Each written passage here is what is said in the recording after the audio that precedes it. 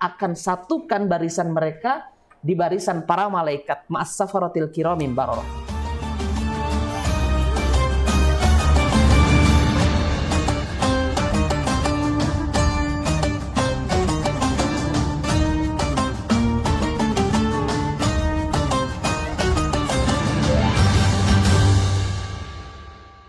Assalamualaikum warahmatullahi wabarakatuh. Pemirsa CBS TV di mana saja berada, kembali berjumpa bersama kami dalam channel podcast Ramadan Insan Cendekia Boarding School. Alhamdulillah ayah bunda yang dimuliakan Allah Subhanahu wa taala beserta seluruh ananda keluarga besar Insan Cendekia Boarding School. Sebagaimana yang telah kita sampaikan bahwa pada Ramadan tahun ini kita membuat inovasi program melalui podcast Ramadan Insan Cendekia Boarding School.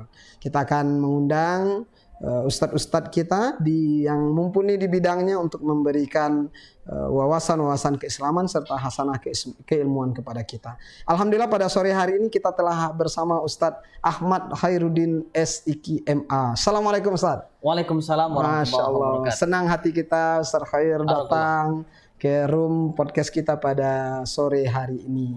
Ustadz sehat-sehat ya kabarnya saya? Alhamdulillah. Selalu sehat. Ini ayah bunda seluruh pemirsa. Semakin Masya sehat. Beliau adalah seorang ustadz yang juga guru tahfiz, guru Quran yang alhamdulillah juga telah menorehkan berbagai prestasi di bidang Al-Quran. Insya Allah mungkin langsung saja nih Ustadz ya, kita sore ini itu karena pemirsa kita ini ayah bunda, ananda, semua keluarga besar CBS.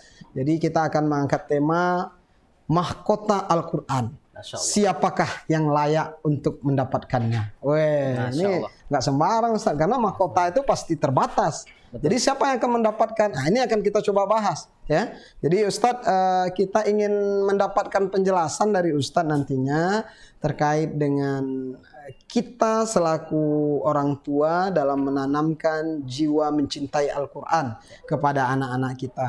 Nah, kita mintakan semacam tausiah sedikit singkat dari Ustadz sebelum kita buka ruang diskusi melalui podcast kita kali ini. Silakan Ustadz Ahmad Khairuddin. Bismillahirrahmanirrahim. Assalamualaikum warahmatullahi wabarakatuh. Alhamdulillah wa syukurillah wassalatu wassalamu ala rasulillah wa ala alihi wa sahbihi wa mawalah amma ba'du. Pemirsa CBS TV yang dirahmati Allah Subhanahu wa taala dimanapun berada, pada kali ini kita ditemani oleh Al-Ustadz host kita yaitu Ustadz Edi Rusdi Ar-Rasyidi MPD dengan tema siapakah yang akan berhak mendapatkan mahkota kemuliaan dari Allah Subhanahu wa taala. Maka Allah Subhanahu wa taala sebenarnya sudah memberikan sinyal itu dari awal. Inna nahnu nazzarna dzikra wa inna lahu lahafizun. Sungguhnya kamilah yang menurunkan Al-Quran dan kami juga yang akan menjaganya. Ini sebenarnya adalah sinyal Allah Subhanahu wa taala dari pertama kali Al-Quran diturunkan kepada Rasulullah SAW, kepada Nabi Muhammad, kemudian sampai kepada kita, bahwa Al-Quran ini tidak akan pernah bisa berubah. Al-Quran ini tidak akan pernah ada orang yang bisa mengubah. Al-Quran ini akan tetap orisinil. Dengan siapa? Bagaimana prosesnya? Al-Quran ini dijaga oleh para sahabat, oleh Rasulullah SAW, oleh para sahabat, kemudian oleh para pengikut para sahabat, kemudian oleh tabi'in, sampai ke zaman kita dengan berbagai macam cara, yaitu dengan ditulis, dihafal, dicetak, dan untuk yang model modern sekarang ini kita sudah ada di digital. Betul. Sudah bisa di-download juga di Play Store dan lain-lain. Itu adalah salah satu cara Allah Subhanahu wa taala menjaga keorisinalitas Al-Qur'an. Maka dalam hal ini Allah Subhanahu wa taala inna di dalam kaidah Al-Qur'an, kaidah tafsir, bahwa inna ini bukan hanya sekedar Allah Subhanahu wa taala semata yang menjaga, akan tetapi ada keterkaitan orang lain di sana. Dari Allah Subhanahu wa taala, kemudian Rasulnya, kemudian banyak sekali aspek yang akan menjaganya. Siapa itu? Salah satunya adalah Hafizul Quran. Hafizul Quran. Maka para huffaz adalah orang yang paling utama dalam kelestarian Al-Quran. Orang yang menghafal Al-Quran adalah orang yang paling utama dalam kelestarian Al-Quran sampai hari kiamat. Maka Allah Subhanahu wa taala menjaga kelestarian Al-Quran tersebut dengan salah satunya adalah menjanjikan kepada orang yang hafid Al-Quran, orang yang hafal Al-Quran dengan kemudahan-kemudahan, kemuliaan-kemuliaan. Apa saja kemuliaan yang pertama adalah ahlul Quran ahlullah wa khassatuhu. Ahlul Quran adalah keluarga Allah Subhanahu wa taala di muka bumi. Yeah. Pada saat Rasulullah SAW mengumpulkan hadis itu, para sahabat bingung. Apa ada keluarga Allah Subhanahu wa taala di muka atas bumi? Iya. Padahal Allah Subhanahu wa taala kita mengetahui lam yalid wa lam yulad, tidak beranak dan tidak pula diperanakan. Iya. Tidak punya istri, tidak punya anak. Tapi kok ada keluarganya di atas keluarganya. Bumi? Iya. Maka ternyata ahlullah wa khassatuhu adalah ahlul Quran. Masya Allah. Masya Allah. Karena ahlul Quran adalah orang yang menjaga kalamullah, orisinalitas agama, orisinalitas kalamullah, wahyullah. Maka adalah keluarga Allah Subhanahu. Bukan hanya sekedar keluarga, akan tetapi wa khassatuhu, dan keluarga yang paling khusus, keluarga inti. Masya Allah. Itu. Ini menarik Ustaz. Jadi kalau kita dianggap oleh Allah sebagai keluarganya Allah di muka bumi ini, tentu semua orang ingin mengakui bahwa dia ingin menjadi keluarga Betul sekali. Allah. Cuman untuk menanamkan itu di tengah keluarga kita gimana Ustaz? Misalnya nih, contoh nih Ananda kita, para santri-santriwati CBS hari ini sudah memahami hal itu. Tapi dia punya adik, punya abang, bahkan punya paman, punya ibu, punya ayah yang mungkin agak sedikit jauh dari Al-Quran. Ya. Bagaimana menanamkan itu ke keluarga kita Ustaz? Karena ahlul Quran adalah keluarga Allah Subhanahu wa taala wa khassatuhu, dan keluarga intinya. Maka bukan hanya sekedar kita, hanya orang itu saja yang menjadi keluarga inti. Rasulullah SAW pernah bersabda, "Ballighu anni walau ayah." Ballighu anni walau ayah. Ajarkanlah dariku walaupun satu ayat. Di dalam hadis yang lain, Rasulullah SAW bersabda, "Man ta'allamal Qur'an." Rasulullah SAW bersabda, "Khairukum man ta'allamal Qur'an wa 'allamahu." Sebaik-baik kalian adalah orang yang belajar Al-Qur'an dan mengajarkannya. Kemudian di ayat yang lain Allah Subhanahu wa taala berfirman, "Ya ayyuhalladzina amanu qu anfusakum wa ahlikum nar." Wahai orang-orang beriman, jagalah dirimu dan keluargamu dari api neraka.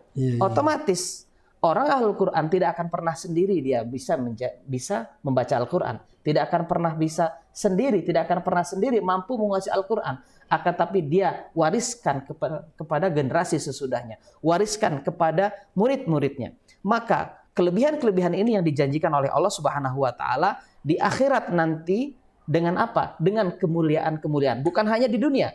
Karena konsekuensi ahlullah wa khassatuhu, keluarga Allah dan keluarga intinya adalah keselamatan, keamanan, rizki. Itu konsekuensi dari di atas dunia, di atas dunia. Belum lagi di akhirat. Belum di akhirat. Maka di akhirat Allah Subhanahu wa taala menjanjikan apa? Ma'as safaratil kiramim bararah. Masya Allah. Ahlul Quran ma'as safaratil kiramim bararah. Ahlul Quran, orang yang hafal Quran, orang yang mengamalkan Al-Quran, orang-orang yang berkecimpung dalam menjaga Al-Quran, Allah Subhanahu wa taala akan satukan barisan mereka di barisan para malaikat, ma'as safaratil kiramim bararah. Itu adalah para malaikat, bukan barisan manusia. Kendati mereka manusia. Jadi bukan barisan manusia. Manusia pada saat di padang mahsyar bersama kelompok-kelompok masing-masing. Ada yang dibangunkan oleh Allah Subhanahu wa taala dengan kepala terbalik. Ada yang dibangkitkan oleh Allah Subhanahu wa taala dengan, mohon maaf, dengan bermuka seperti muka binatang. Ada yang mukanya muram, ada yang bersinar. Nah, salah satu yang bersinar ini adalah para huffaz. Gitu. Bersama siapa? Mas safaratil kiramim bararah. Bersama para malaikat. Dan satu lagi Ustaz. Dan satu lagi. Jadi orang hafidh Al-Quran, orang-orang yang mengamalkan Al-Quran, ini bukan hanya sekedar mereka dipanggil, akan tetapi dipanggil juga orang tuanya. Siapa orang tuamu? Orang tua ini ya Allah. Dipanggil orang tuanya yang hafal Al-Quran tadi. Mengamalkan Al-Quran. Ingat, bukan hanya sekedar hafal Al-Quran, akan tetapi mengamalkan isi Al-Quran. Fastahalla halalahu wa harrama haramahu. Jadi menghalalkan yang dihalalkan oleh agama, yang dihalalkan oleh Al-Quran, dan mengharamkan apa yang diharamkan oleh agama dan Al-Quran. Gitu ya. Jadi dipanggil dalam rangka penghormatan pada orang tua. Itu yang kita kenal dengan memasangkan. Itu dia. Betul sekali. Jadi hadis ini diriwayatkan dari Sunan At-Tirmidzi.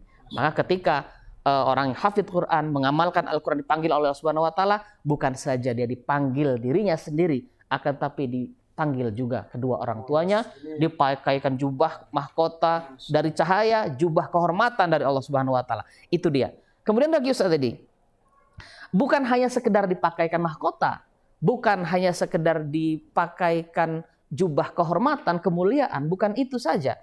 Akan tapi banyak sekali manfaat yang diberikan oleh Al-Quran ini kepada hafidhul Quran, yang diberikan kepada hamilul Quran, yang diriwayatkan dari Ibnu Majah wa Darimi dari sahabat Ali radhiyallahu anhu.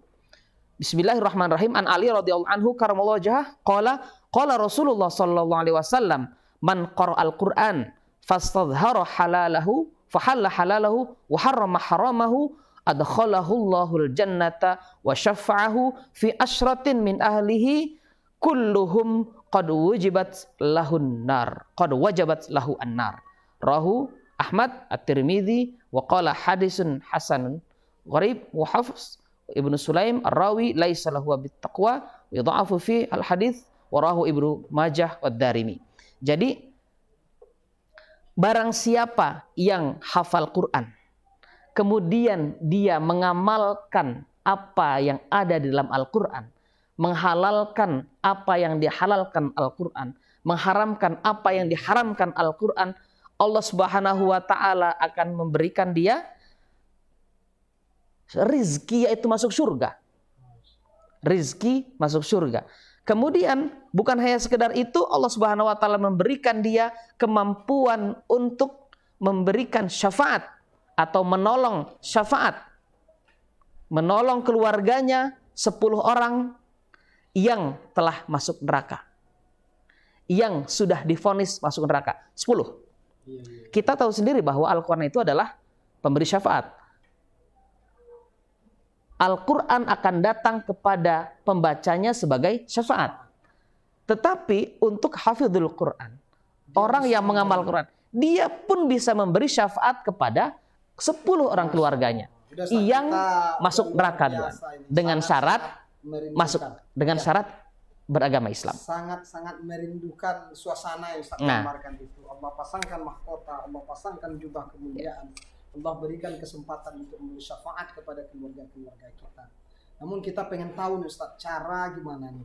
Cara agar kita mampu mendidik anak-anak generasi kita untuk mencintai Al-Quran. Baik. Dan bahkan juga bagaimana supaya mereka bisa dengan mudah menjadi penghafal hingga hafal Al-Quran. Yang pertama, kita membiasakan pada keluarga kita berinteraksi dengan Al-Quran. Karena salah satu sifat orang beriman, sifat orang muslim bukan orang mukmin juga. Ada orang muslim, orang mukmin. Sifat orang muslim, orang mukmin sejati adalah salah satunya tilawatul Quran. Membaca Al-Quran. Di dalam Al-Quran ada 2 term dalam membaca Al-Quran. Yang pertama adalah qara'a. Yang kedua adalah talayatlu tilawah. Qara'a bisa saja bukan hanya sekedar membaca teks, akan tetapi membaca suasana, membaca yang tersirat. Bukan sekedar membaca yang tersurat. Akan tetapi tilawah dalam termnya untuk mensifati sifat orang beriman, dia tilawatul Quran. Maka orang beriman, orang merasa dirinya adalah orang beriman, maka dia seharusnya seyogyanya membaca Quran menjadi kebiasaan tiap hari. Dan itu yang akan dilihat oleh anak-anak kita. Pohon tidak akan, ya betul, menjadi kebiasaan. Pohon tidak akan, buah itu tidak akan pernah jatuh jauh dari pohonnya. Jadi ketika orang tua senantiasa membaca Al-Quran, anak pun akan membaca Al-Quran. Kalau untuk menghafal gimana Ustaz? Nah, untuk menghafal, maka di dalam sebuah trik untuk menghafal, kita tidak bisa melewatkan sesuatu yang masuk ke dalam tubuh kita, Ustadz Edi. Apabila anak-anak kita ingin cepat menghafal, ingin cepat belajar, apalagi Al-Quran, maka dipastikan apa yang masuk ke dalam tubuhnya adalah sesuatu yang halal. Itu pasti, itu mutlak, wajib. Apabila yang masuk ke dalam tubuhnya adalah sesuatu yang halal, yang bersih, yang baik, insya Allah akan bersih pikirannya, akan jernih hatinya, mudah menghafalnya. Akan tetapi apabila secerdas apapun anak itu, apabila kemasukan di dalam tubuhnya sesuatu yang haram, sesuatu yang tidak baik, maka tidak akan pernah bisa menghafal Al-Quran dengan baik. Itu sebagaimana itu syarat utama. Syarat utama adalah kebersihan, kejernihan hati, kebersihan badan. Itu halal semua yang masuk dalam tubuh dia. Programnya gimana? Programnya Ayah Bunda bisa juga mengaplikasikan di rumah nanti bersama seluruh Ananda. Tidak ada batasan umur sebenarnya, bukan hanya Ananda yang sekolah di CBS, bagi Ananda yang sudah kuliah, sudah tidak sekolah di pesantren, semua pasti bisa. Nah, dengan cara-cara yang insya Allah kita dengarkan penjelasan. Masya Allah. Silakan. Ya. Ada banyak sekali cara dalam menghafal Al-Quran. Yang salah satunya adalah tikror, senantiasa diulang-ulangi. Gitu. Anak-anak mengulangi, membaca 40 kali, diulang-ulangi, membaca saja. Insya Allah hafal. Misalkan satu hari satu ayat, one day one ayah. Dia satu hari satu ayat. Kemudian ada juga yang konsepnya adalah talqin, atau orang tua membacakan, anak mendengar. Ini bisa. Satu hari satu baris. Bisa. Kemudian ada juga yang memprioritaskan bahwa anak tersebut, anak kita khususnya, harus memiliki dasar kemampuan membaca Al-Quran dulu. Ditahsin dulu. Ditahsin. Baru menghafal. Tetapi memang paling baik adalah menghafal Al-Quran pada saat dini. Dari kecil. Dari kecil. Di hadis Rasulullah SAW, barang siapa yang mempelajari Al-Quran, wahuwa